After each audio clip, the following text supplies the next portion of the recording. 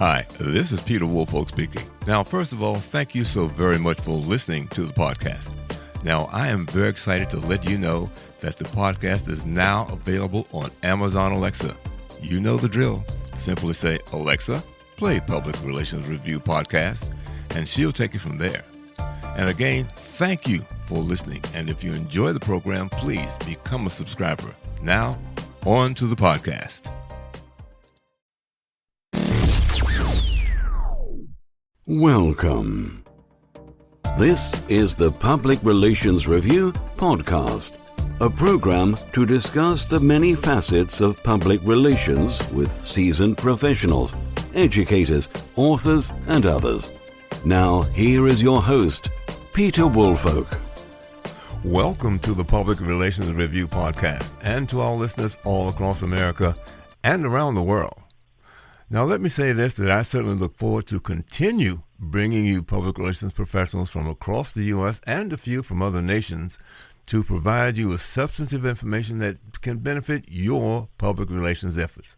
Now, question, are you aware of the public relations benefits of voice search devices such as Alexa, Siri, and Google Assistant? Did you know at the close of 2023, 4.2 billion of these devices were in use globally? Well, I can certainly add my two to that number. That number will double by the close of 2024.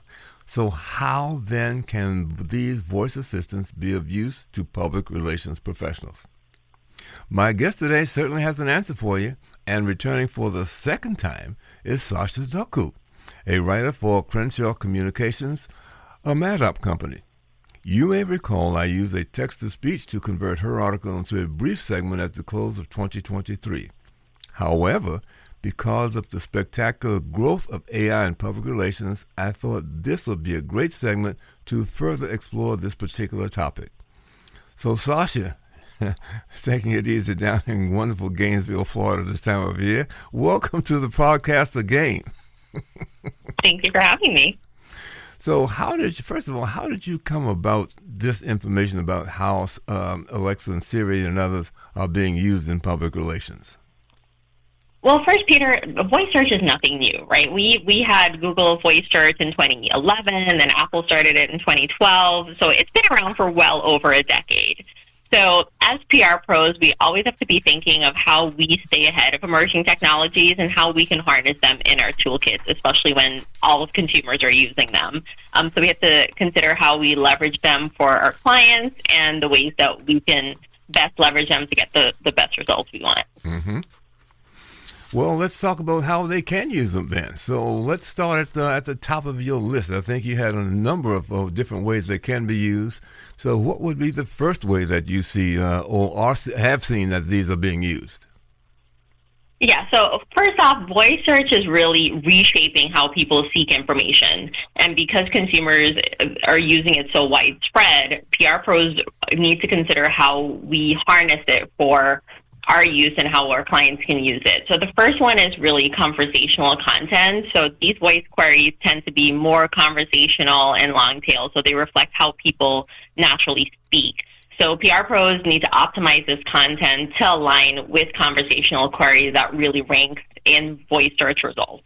If we are not ranking in voice search results, especially when it comes to local businesses and services, then your client may really fall off the discoverability radar, and that could really hurt your SEO efforts and really impact their business and bottom line. So it really is, I guess, as you say, that they have to construct some content that meets the criteria that these search devices are looking for. Absolutely. When it comes to voice search, we need to articulate how people are naturally speaking. They may not always look for your business specifically. They may be looking for whether the top 10 places I can have brunch or coffee in my specific area, and they may also add anecdotes about that. Maybe it's the top 10 espresso spots in a specific area. So we all need to ensure that the content it's pulling from is really key. And that brings us to the second point about content marketing. It's only as good as a result it can find easily. So if we're not feeding that SEO and putting that content out there that's really high quality and can answer common voice queries, then the search results will not find us. And that will really impact how we're discovered. So we need to consider how to make it simplified and really take out all of that jargon-filled complex content that can fill a lot of our clients' websites. And it's really about simplifying it and making it more effective. Now, you sort of identified those things that sound relatively easy to do in terms of putting the content together, let's say getting a latte or a deal on a car or something along those lines. What about the non-tangible things, such as, perhaps I need someone to help me with developing my artificial intelligence programming? So you again have to structure your content to highlight that request? Is that the best way of going about it? Absolutely, yeah. That's a great way to look at it. You have to find the niche that you fall into, especially when it's like a niche like artificial intelligence, and structuring a program for it, and ensuring that the voice search results can pull from that content. Mm-hmm. And speaking of artificial intelligence, yes. So we also need to consider too, with the advent of ChatGPT and all of these generative AI programs, that they're also only as good as the data you feed it, right? So a lot of ChatGPT products are about 2 years old, unless you're using ChatGPT 4. Then it's not pulling from the most current data when people are looking at that for more information sourcing. Mm-hmm. Well, speaking of ChatGPT, I mean, I've seen so many people using it so many different ways, including myself. I happen to use it, let's say maybe just to develop a guide for me. I might say I want a proposal written that includes A, B, C, and D, and it outlines that for me. And then I have to go in and fill in all the nuts and bolts and substantive part, but at least it gets the initial layout for me done. Absolutely, yeah, and that's how a lot of PR pros are really using it right now. As it learns more, it gets better as well. So I found that the more I've used it, the more it understands sort of the content I'm looking for, and the more it can. I use it a lot for summaries, so the more it could condense a lot of information. Okay. So what would be the next way that you see these voice search devices being beneficial? Yeah, it's really for reputation management. So when we look at reputation management, we're looking at how we enhance the authoritativeness and the trustworthiness of our clients online. So that includes maintaining a strong brand reputation that is accurate and positive. Because a lot of the times we find that some online brands, especially when it's multi-location brands, they can't actively manage everything that's going on across all of their franchises or all their businesses. So they can use MarTech tools, like one of our clients is Sochi, to really look at how online reputation is managed and increase that voice search results and boost that SEO. So actually what I'm hearing here is that obviously most people don't have the time to do the reputation management themselves, but there is software that they can engage to find it and bring it to their attention. Absolutely, yes. So we can look at MarTech tools on the market. A lot of them incorporate AI, like our client Sochi, and they take the guesswork out of it, right? It's like having a really strong tool in your toolkit that automates a lot of it with the advent of AI and automation. So the search tools would work in combination, perhaps, with some of those other programs that actually, once they hear or spot something about your organization, they feed it to you. So that's maybe proactive. Sounds as though the search voice search is maybe reactive. So you have to ask it to find it. Exactly. So the more you can maintain a positive brand reputation and ensure that your online listing is accurate, the better it can pull information and ensure that you're discoverable. Mm-hmm. And I guess the most important thing too is, particularly if it's negative, that you certainly want some timely response or feedback so that you're not behind the 8 ball on this thing. Yeah, absolutely. We've conducted some studies with our client Sochi, and we've realized that a lot of the times online reputation management for brands is such an afterthought that 94% of them actually end up ghosting clients, which is terrible, right? Nobody wants to be ghosted by a brand. So just looking at it from that lens, of course, that also impacts whether they can, like what's the first thing they look when they find them using a voice search. It's probably a negative review, unanswered questions, and it kind of leaves a negative perception from the get-go, which can hurt their bottom line. Mm-hmm. Well, so again, it sounds to me that there needs to be some coordination because, as I said, some tools are made so that if they run across anything negative, they feed it to you immediately, whereas the voice search only comes because you ask it to go get it. So there needs to be some collaboration, or have both of them, so that you're not the last one to find out that things aren't looking too good for you in this particular arena. Absolutely, yeah. Like online reputation management, I feel like it's going to be such a huge trend. It has been a big trend a lot, but going forward, it's not about how you can find someone by calling them anymore. It's all about the search and digital platforms. Mm-hmm. So it's really essential that we're maintaining positive online reputation. Okay.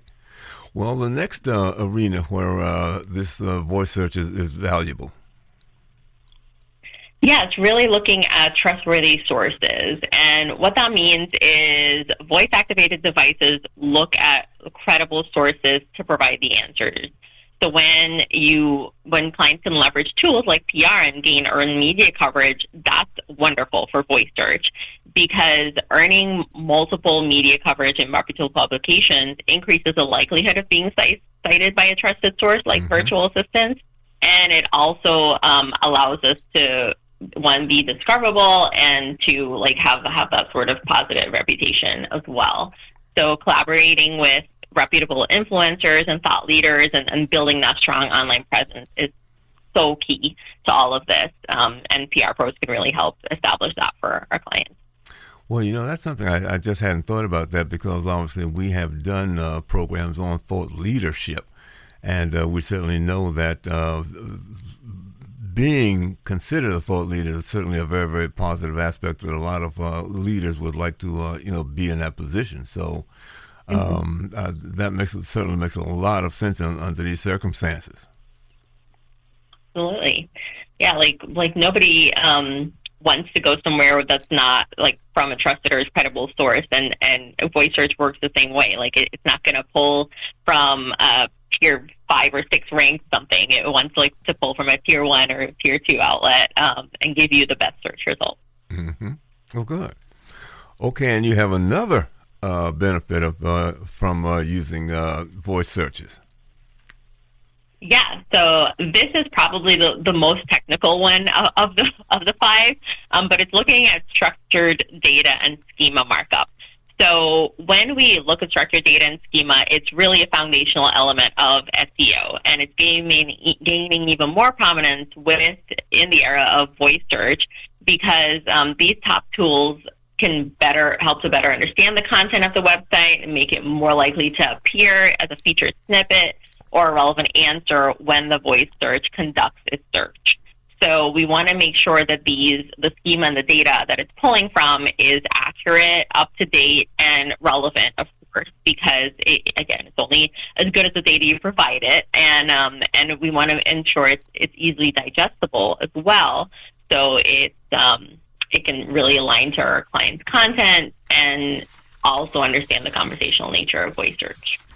Now, did you find that there's, when you looked at the primary, I guess the 3 primary voice search devices, mm-hmm. whether it's Alexa, Siri, Google, that one stands out better than the other in terms of performance? Was there any way to make a distinction there about which one performs better? I think it really depends on the consumer as well. If you're an iPhone user, of course, Siri is more likely to be used. If you're an Android user, it's Google. And then there's Google Home Assistant and Alexa if you're just at home. But I would say they all sort of they're pulling from the same types of data. And they're also going to be pulling based on what's out there. So if you trust Google the most, you might want to use Google Assistant versus Siri. But yeah, it's really up to the consumer preference, and they typically all have the same capabilities and functionalities. Okay, and I think the other thing too is people need to be as precise as they can about what it is they're asking for, because if a question is too broad, maybe you get far more information that coming in, but it's not all useful because you just didn't tighten up or fine tune your target, so to speak. Absolutely. And then you also need to consider, too, that conversational voice is sometimes difficult for the device to understand. So just the other day, for example, I was looking for a nail company in like a new nail spot in my local area, and it kept pulling up the name of another one that was a very similar name. It's Venus versus Vinus, so it's getting one letter wrong. And what I realized is if I just spelled it out for the voice search, it worked a lot better. So yeah, consumers just need to consider the best way to provide the right question, and ensuring that it's shooting out the best response when it's provided with the correct question based on the spelling of it as well. I think that's a very, very important sort of tip, because, as I just said, broad questions will probably get very, very broad and maybe even inaccurate responses. Exactly. Yeah. So we want to be as condensed as we can, but sometimes too, the broader is better for some consumers. They may want to choose and narrow it down themselves. Like the other day, I was looking for brunch spots in Orlando, and I like to just put brunch. I just said, "Hey Google, brunch spots in Orlando," and it gives me a list of 20, and I get to choose from it. But again, that also takes time out of my day. Instead of narrowing it down to a specific area, I just wanted the more information to be able to make the consideration. Well, good. Well, Sasha, as always, it is a delight speaking to you. And would you have any sort of closing remarks for our audience?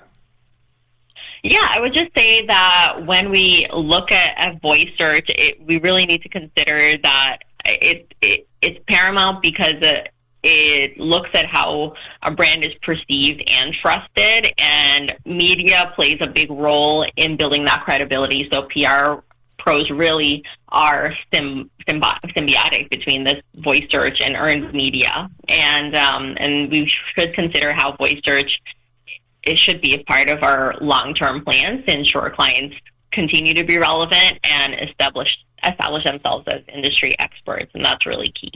Oh, good. Well, Sasha, as always, thank you so much for contributing to the podcast.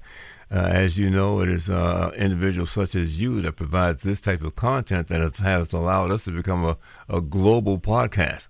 Much to my surprise, and it was nothing that I designed ahead of time, but yes, I do like to announce that we are heard in 143 countries, and that Apple has rated us as one of the top 1% of podcasts worldwide. So, again, thank you for your contribution. And let me say to my listeners, if you've enjoyed this, certainly we'd like to get a great review from you. And we look forward to bringing you some more information such as this on the Public Relations Review podcast. Thank you. This podcast is produced by Communications Strategies, an award-winning public relations and public affairs firm headquartered in Nashville, Tennessee. Thank you for joining us.